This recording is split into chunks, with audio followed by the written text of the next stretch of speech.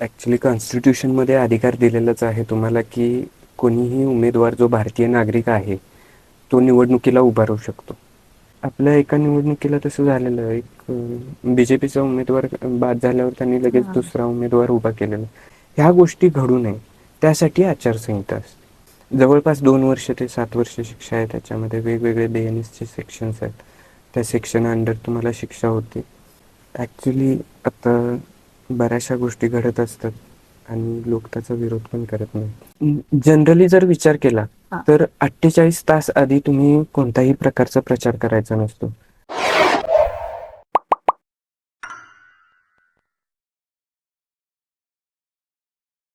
नमस्कार, four more थॉट्समध्ये आपल्या सगळ्यांचं स्वागत आहे. आता बघितलं तर निवडणुकीचं वारं वाहतंय. तर त्याची उत्सुकता उमेदवारांना जशी आहे तशीच उत्सुकता आपल्या सर्वसामान्यांना देखील आहे.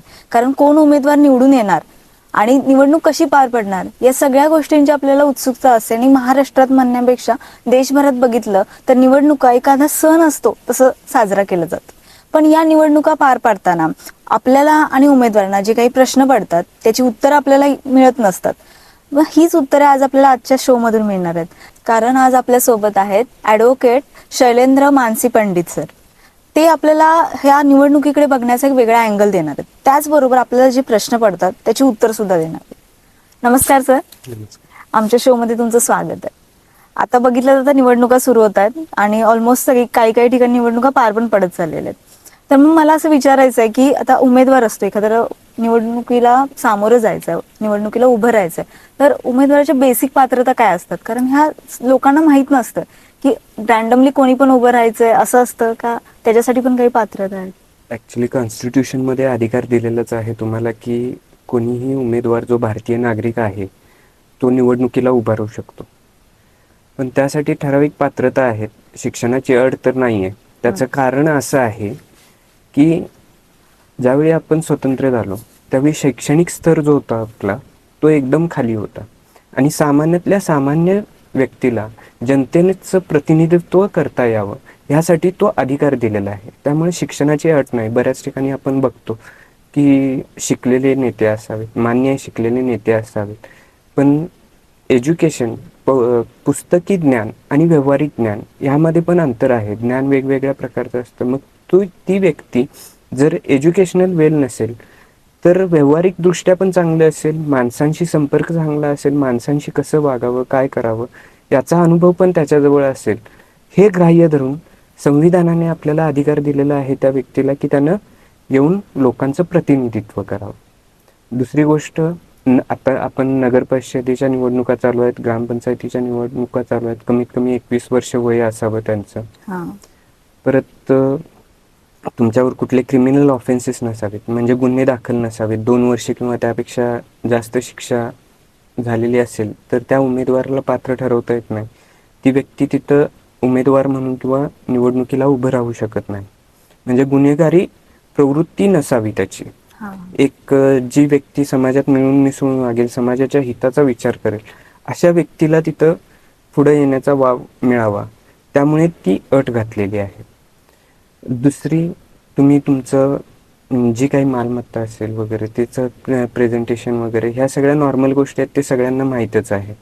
तुमचं वोटर आय डीमध्ये नाव असणं पण गरजेचं आहे. जर मतदान यादीत नाव नसेल तर ते नोंद करून घ्यावं आधी आणि मग तुम्हाला निवडणुकीचा अर्ज भरण्यासाठी परवानगी मिळेल. आता काही वेळेला काय होतं की उमेदवारांनी फॉर्म भरलेला आहे पण बाद होतो तो फॉर्म, त्याची काही कारणं असतात मग त्यामध्ये? त्याची ठराविक कारणं आहेत. माहिती व्यवस्थित भरलेली नसते, सही झालेली नसते व्यवस्थित, किरकोळ गोष्टी असतात की आपल्या मालमत्तेची माहिती दिलेली नसते किंवा गुन्हेगारी क्षेत्रात जर असेल तर ती लपवलेली असते.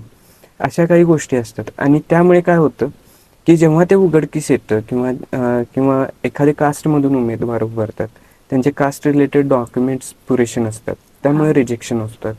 मग ह्या सगळ्या ज्या गोष्टी असतात त्याची पूर्तता वेळेवर व्हावी आणि समजा त्यावेळी जर रिजेक्शन आलं किंवा तुमचा फॉर्म रद्द केला असेल तर तुम्ही पुन्हा ह्या सगळ्या पूर्तता वेळेच्या आधी भरून पूर्ण करू शकता किंवा निवडणूक आयोगानं काही वाढीव वेळ दिलेला असेल त्या वेळेत तुम्ही त्या पूर्तता करून तुम्ही फॉर्म पुन्हा भरू शकता.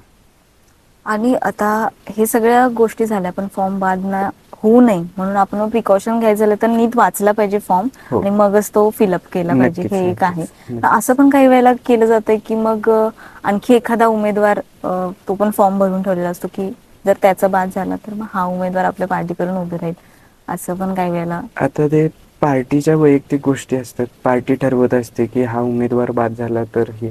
आता प्रत्येक क्षेत्रात कार्यकर्ते तर पार्टीचे भरपूर असतात. हा. त्यामुळं त्यांनी ठरवलेलं असतं की हा निवडून येऊ शकतो किंवा त्याची कपॅसिटी आहे किंवा त्याचं सामाजिक कार्य चांगलं आहे किंवा ह्या व्यक्तीनं पक्षासाठी काम चांगलं केलेलं आहे, आपल्या पक्षाची जी तत्व आहेत, मूल्य आहेत, तो जपत आहे. मग असे एकच नसतात, कारण बरेचसे लोक असतात, वोटर संख्या भरपूर असते, त्यातून कार्यकर्ते भरपूर असतात, त्यातून त्यांना निवडायचं असतं. आणि मग असे प्रत्येक भागातून आता खासदार आमदारकीच्या निवडणुका आल्या की भरपूर त्यांना हे मिळतं, कार्यक्षेत्र मिळतं.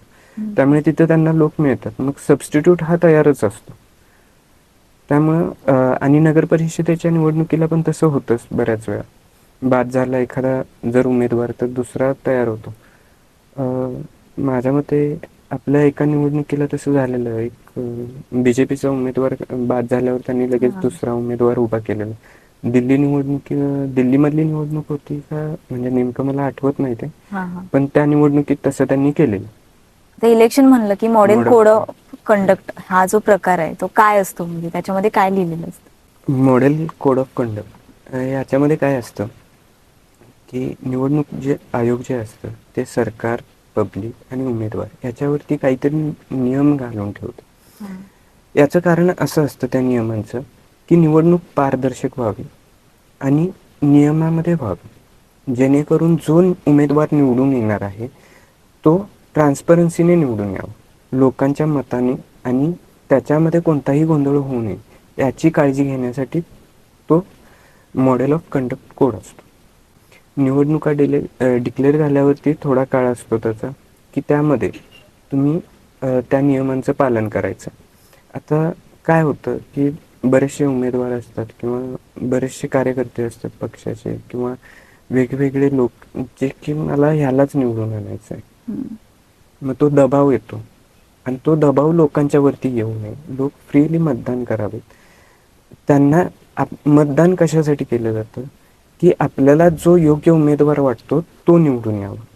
आणि जर तुमच्यावर कोणतरी दबाव टाकत असेल किंवा कुठल्या बंधन खाली तुम्ही हे करत असाल किंवा तुम्हाला इन्फ्लुएन्स करत असेल कोणत्याही प्रकारे, मग ते पैसे देऊन करू दे, दबाव टाकून करू दे, भीती घालून करू दे, ह्या गोष्टी घडू नये त्यासाठी आचारसंहिता असते. मग त्यामध्ये तुम्ही काय केलं पाहिजे, सरकार जे असतं त्याच्यावरती पण प्रेशर येतं की तुम्ही त्यामध्ये इंटरफेरन्स करायचा नाही. पोलीस जे असतात त्यांना पण प्रेशर येतं की तुम्ही चुकीच्या गोष्टीला इथं हे करायचं नाही आहे. जे नियम आहेत काटेकोरपणे ते पाळले गेले पाहिजेत. मग त्यामध्ये तुम्ही चुकीचा प्रचार करायचा नाही आहे, कुणाला प्रलोभनं द्यायची नाही आहेत, म्हणजे मी तुम्हाला हे देतो ते देतो आणि तुम्ही मला मत टाका, हे करा किंवा मला निवडून येण्यास मदत करा, ह्या गोष्टी करायच्या नाही आहेत. एखाद्याबद्दल आक्षेपार्ह वक्तव्य करायचं नाही आहे की जेणेकरून त्याला त्याच्या पर्सनल लाईफवरती किंवा त्याच्या वैयक्तिक कुठल्या गोष्टी असतील किंवा त्याचा अपमान होईल किंवा त्याची समाजात बदनामी होईल, ह्या गोष्टी तुम्ही करायच्या नाही. मग तो समोरचा उमेदवार असू दे किंवा कुठलीही व्यक्ती असू दे, मग ह्या सगळ्या गोष्टी त्यामध्ये लागू होतात. आता तुम्ही जे आचारसंहिता सांगितलं ते इलेक्शन कमिशन जे आहे, जे की आर्टिकल 324 ने स्थापन केली, त्यानुसार आचारसंहिता ठरवली जाते की म्हणजे ते इलेक्शन कमिशन ठरवतं की सरकार ठरवतं? Election commission ठरवतं. त्यावेळी गव्हर्नमेंटवर सुद्धा त्यांचं बर्डन असतं.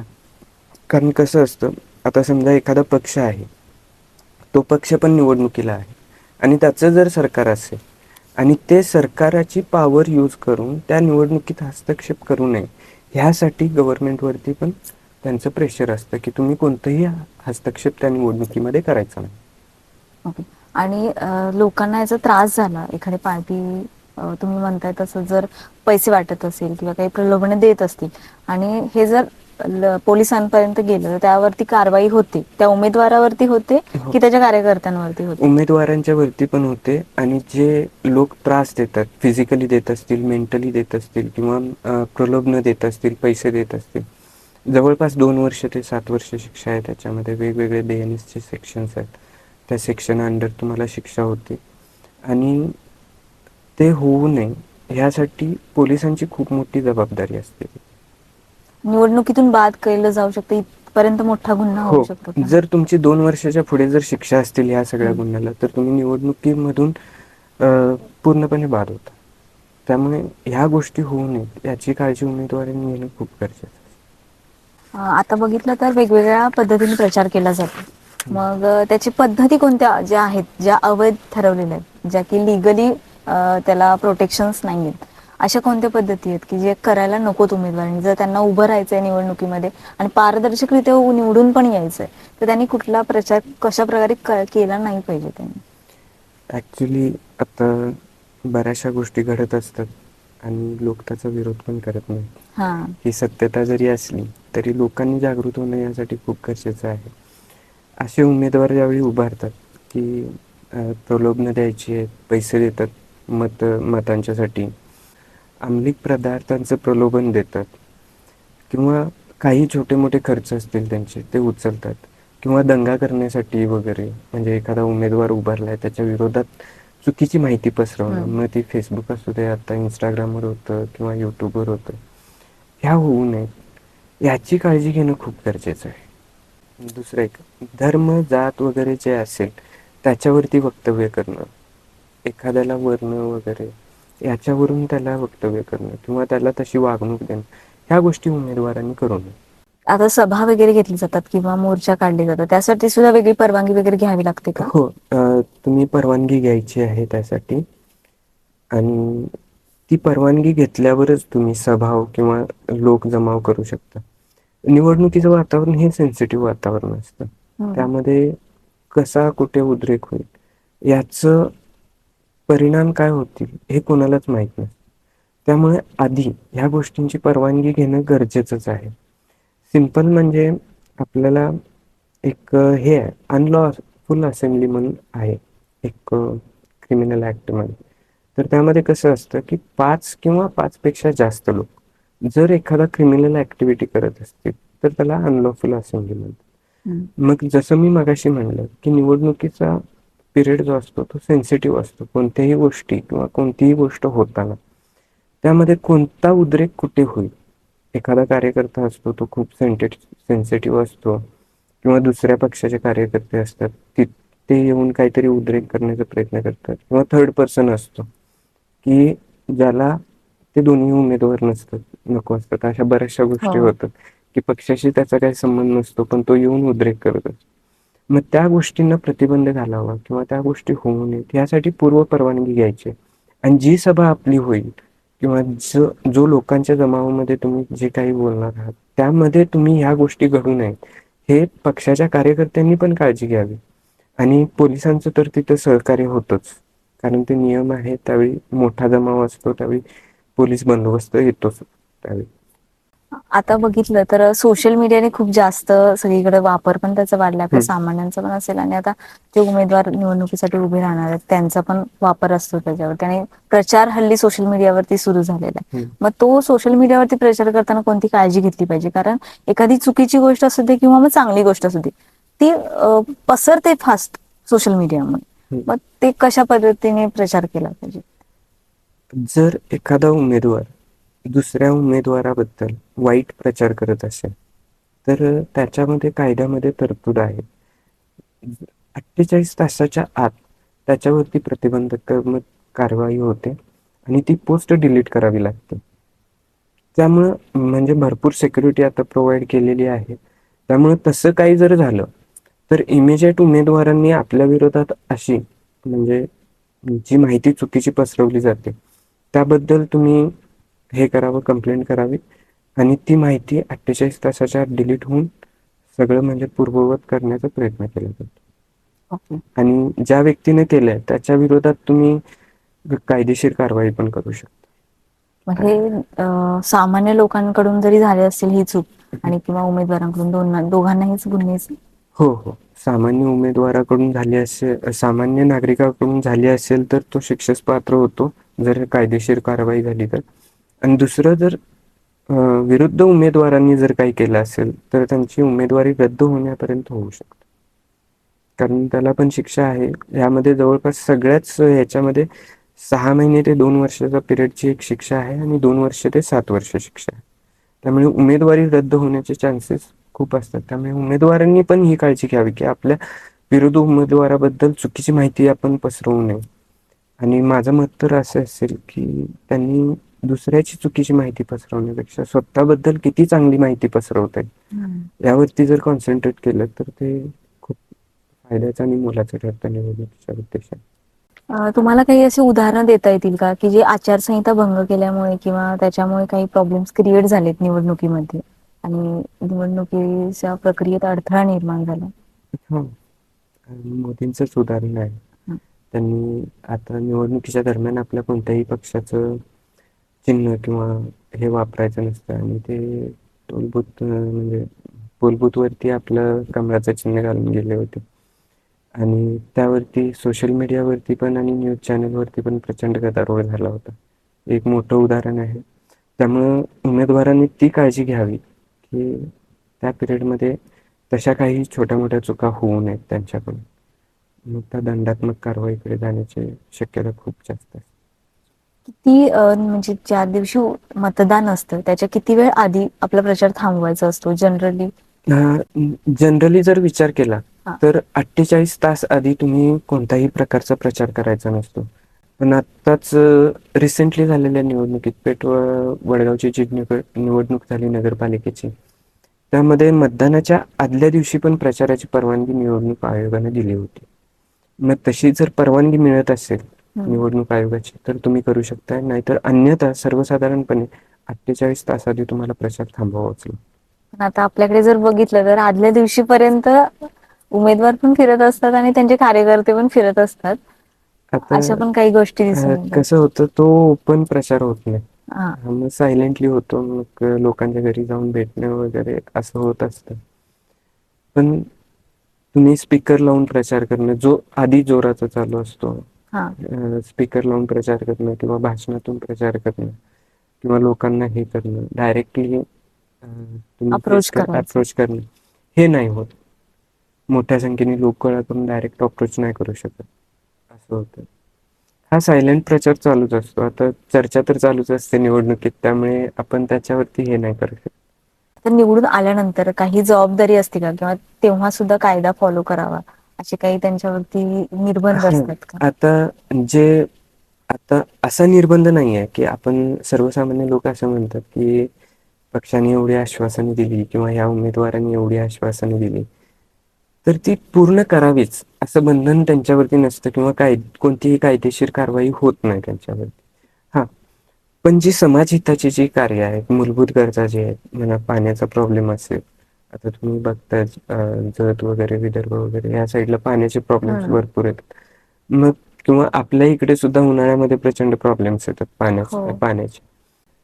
आता अशा ज्या गोष्टी आहेत ते त्यांनी नैतिक दृष्ट्या पूर्ण करणे गरजेचं आहे आणि त्या पूर्ण व्हाव्यात. पाणी असेल किंवा इलेक्ट्रिसिटी असेल, रस्ते असतील, म्हणजे ज्या मूलभूत गरजा आहेत ज्या लोकांच्यापर्यंत पोहोचणं गरजेचं आहे त्या पूर्ण व्हाव्यात. आणि लोकांचा तो अधिकार पण आहे मिळवण्याचा, आणि लोक त्याच्या विरोधात ते हे करू शकतात, आवाज पण उठवू शकतात आणि तुम्ही लिगली पण घेऊ शकता ऍक्शन. जसं की सेन्सिटिव्ह मुद्दा आत्ताचा कोल्हापूर रस्त्याचा चालू होता, हायकोर्टमध्ये पिटिशन पण आपल्या सर्किट बेंचमध्ये फाईल झाली.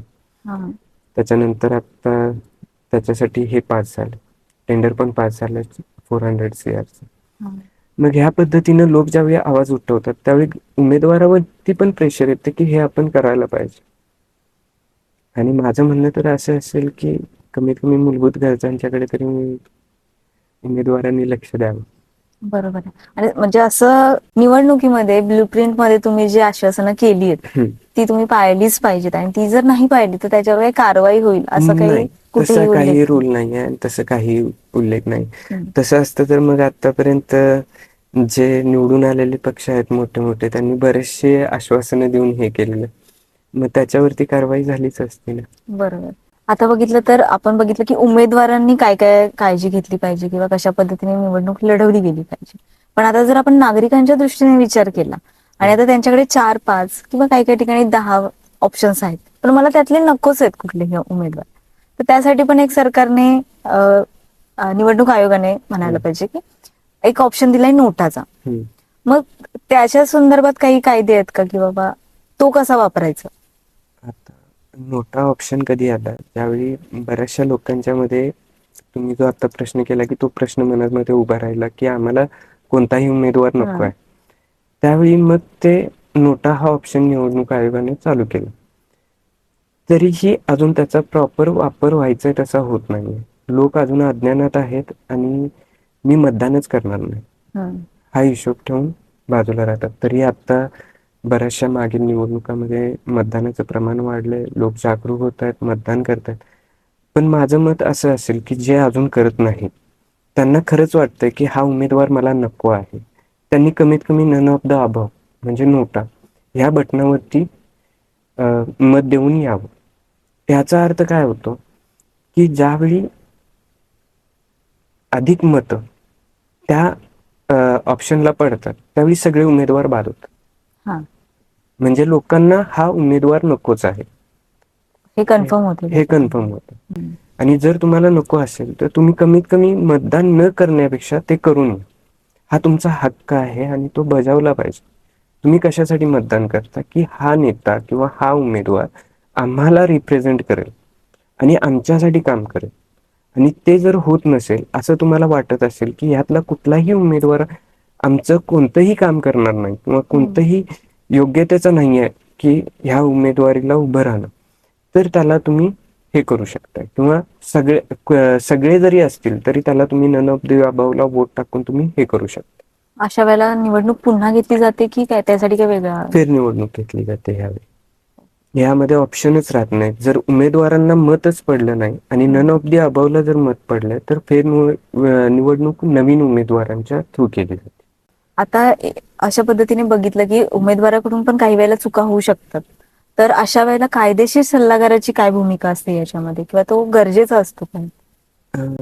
तसा गरजेचा नसतो, पण गरजेचा सोबत असणं खूप गरजेचं असतं. कारण बऱ्याच वेळा उमेदवारांचे अर्ज रिजेक्ट होतात, बऱ्याचशा चुकीची माहिती भरली जाते.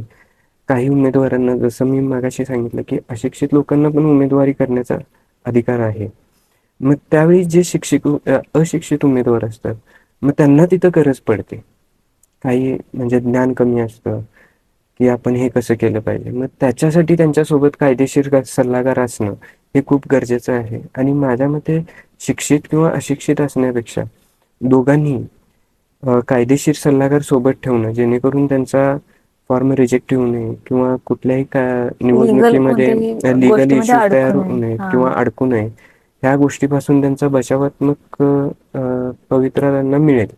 आणि एखादा म्हणजे एक मार्गदर्शक आपल्या सोबत असेल तर कुठलीही गोष्ट सोपी होऊन जाते. त्यासाठी सुद्धा लीगल ऍडवायझर आपल्या सोबत असेल तर मग निवडणुकीच्या फॉर्म भरण्यापासून निवडून येईपर्यंत बऱ्याच गोष्टींमध्ये त्याला त्याची साथ मिळू शकते. नक्कीच. आणि आता जर एखादा सुजाण भारतीय नागरिक म्हणलं तर त्याने कसं आपला रोल निभावला पाहिजे या निवडणुकीच्या दृष्टिकोनातून असं तुम्हाला वाटतं? आता निवडणुकीच्या दृष्टीने बरेचसे प्रलोभन येतात की मला मत द्या, हे द्या. बरेचसे लोक पैसे घेतात मत देण्यासाठी, ही सत्यता आहे आणि खूप वाईट गोष्ट आहे. आपण एक शब्द आहे मतदान, म्हणजे ते दान करायचं असतं आणि दान करत असताना कोणतंही मूल्य आकारलं जातं आणि आपल्या कायद्याप्रमाणे पण मत विकत घेणं हा कायदेशीर गुन्हा आहे. तर लोकांनी हा विचार करायला पाहिजे, जी व्यक्ती तुम्हाला पैसे देते म्हणजे ती निवडणुकीत प्रचंड पैसा खर्च करते आणि निवडून आल्यावर त्याच्या हातून घोटाळे होणं तितकंच शक्यता जास्त आहे. आणि तुम्ही ज्यावेळी त्या मतासाठी किंवा तुमच्या कुठल्या गरजा भागवण्यासाठी निवडणुकीच्या काळात किंवा मत देण्यासाठी पैसे घेता, तर तुम्ही ही अपेक्षाच करू नका की तो उमेदवार तुमच्यासाठी काय करेल. कारण निवडणुका झाल्यावर बरेचसे प्रभाग असे असतात की तिथं काहीच कामं झालेली नसतात आणि ते उमेदवार सरळ म्हणतात की तुम्ही पैसे घेतलेत माझ्या मतासाठी आणि तुम्ही मला हे विचारण्याचा अधिकार नाही. मग ते पैसे जाणार कुठे? इनडायरेक्टली आपण 500, 1000, 2000 रुपयासाठी पूर्णपणे आपला विकास थांबवतो आणि विकास विकतो. आणि हे होऊ नये याची खबरदारी ही फक्त आणि फक्त नागरिकांच्या हातात असते. याच्याबद्दल प्रचंड जनजागृती चालू आहे, प्रचंड प्रसार चालू आहे की तुम्ही ह्या गोष्टीला बळी पडून तुम्ही मतं देऊ नका. बरेचसे लोक आहेत जे पैसे न घेता मतदान प्रामाणिकपणे करतात आणि त्या पद्धतीने सगळ्यांनी करावं हेच योग्य आहे.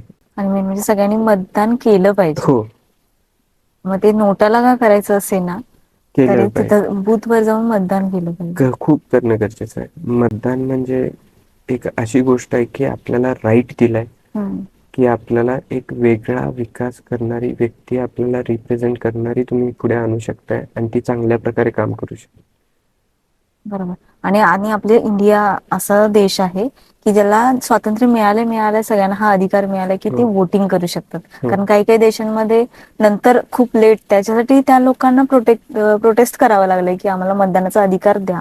भारत असा देश आहे की ज्याला स्वातंत्र्य मिळालं त्याचा जो अधिकार आपल्याला मिळालाय तर तो आपण अधिकार बजावला गेला पाहिजे. नाहीतर अशी अवस्था होईल नॉर्थ कोरिया सारखी होईल, हो. जाऊन दुसरे तयार होतील आपल्या देशात. जो अधिकार आपल्याला दिलेला आहे तो आपण बजावला गेला. हो, नक्कीच. सो थँक्यू सर की अशा प्रकारे तुम्ही आम्हाला माहिती दिली की जेणेकरून उमेदवार असतील किंवा आपण सामान्य नागरिक या निवडणुकीमध्ये त्याने आपला रोल काय आहे ते स्वतः जाणून घ्यावं आणि त्यानुसार त्याने वागावं. हे एक आम्हाला ओव्हरलुक दिल्याबद्दल खरंच धन्यवाद.